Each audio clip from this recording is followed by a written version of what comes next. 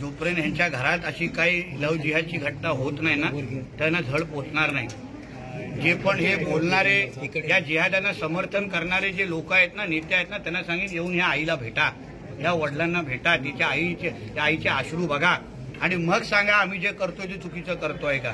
मग सांगा आम्ही जे पोलिसांवर जे बोलतोय ते चुकीचं बोलतोय का. हे वडील जेव्हा तिच्या वाढदिवसाला तिला केक घेऊन गेले, पोलिसांनी ह्यांना धमकवून परत घरी पाठवलं की तू जायचं नाही. त्या अधिकाऱ्याचं नाव आणि सगळी माहिती माझ्याकडे आहे, म्हणून आमच्यावर टीका करा. आम्ही काय कुठल्या पक्षाचा झेंडा घेऊन आलेलो नाही, मी काय कुठल्या पक्षाचा आमदार म्हणून आलेलो नाही. एक हिंदू म्हणून अगर आम्ही जिवंतच राहिलो नाही, आमची संख्या कमी करायला अगर प्रयत्न होत असेल ना, तर ह्या बोलणाऱ्या लोकांनी लक्षात ठेवावं, उद्या तुमच्या घरात पण जेव्हा ही घटना घडेल तेव्हा कोण येणार नाही आजूबाजूला. सर, रामगिरी महाराजांनी जे वादग्रस्त केलं आहे त्यानंतर गुन्हे दाखल झाले, मात्र आता यावर विरोधी पक्ष असे बोलतात की सरकार हे दंगली घडवत आहे. मला आश्चर्य वाटतं की रामगिरी महाराजांनी सत्य बोलणं हे चुकीचं आहे का.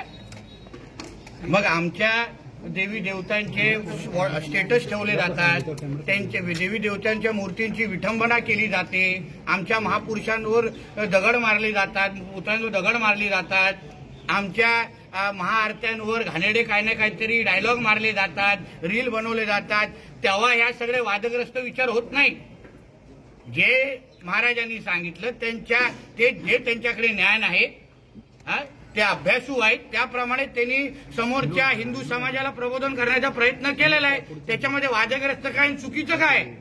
म्हणजे हे जेव्हा हिंदू धर्मावर काही करावं, आमच्या देवी देवतांची कितीही विटंबना करावी, आमच्या देवी देवतांवर काही नावं ठेवायचं, तेव्हा आम्ही काय बोलायचं नाही. आणि थोडा आमच्या एका धर्मगुरूंनी अगर काही सत्य सांगितलं तर ह्यांच्या हिरव्या मिरच्या लागतात त्यांना. म्हणून जे महाराजांनी बोललेलं आहे त्यांच्या ज्ञानानुसार बोललेलं आहे.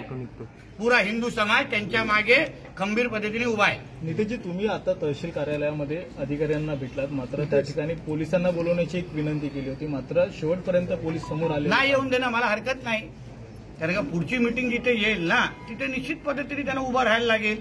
शेवटी कुठल्या तोंडाने माझ्यासमोर बसणार.